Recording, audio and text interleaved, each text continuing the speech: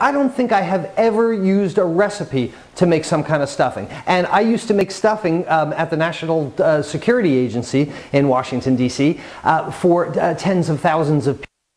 Never mind. So it didn't go by a recipe, it went by eye and taste. But here's the elements that you need. Some kind of bread or starch. And here what I have is a loaf of the cheapest white bread that I could find, left it on a sheet pan overnight, dried it nice and hard and crusty. Second thing, something to saute. Then your vegetables. Generally mirepoix, onion, carrot, celery, but what else can we add? Some kind of liquid. It might be milk, it might be cream, it might be chicken broth, anything that you would like. And lastly, your flavor profile.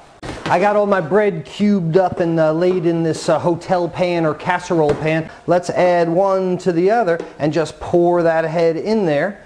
So all these crumbs are going to sit now a little bit and absorb a lot of that liquid. Here, this is our basic stuffing. If you figure out in your own head what kind of bread you're going to use, cornbread, regular bread, cracker meal, crumbs, if you figure out what you want to render as fat, I used butter, but you could render the giblets, you could do sausage, you could do clams and oysters. Then you figure out what kind of vegetables that you put in here. Do you want something spicy? Do you want your basic mirepoix? Then figure out your liquid, then figure out your seasonings, and you can make any stuffing in the world, any kind of dressing in the world you can make. You don't need a recipe from me. It's very simple.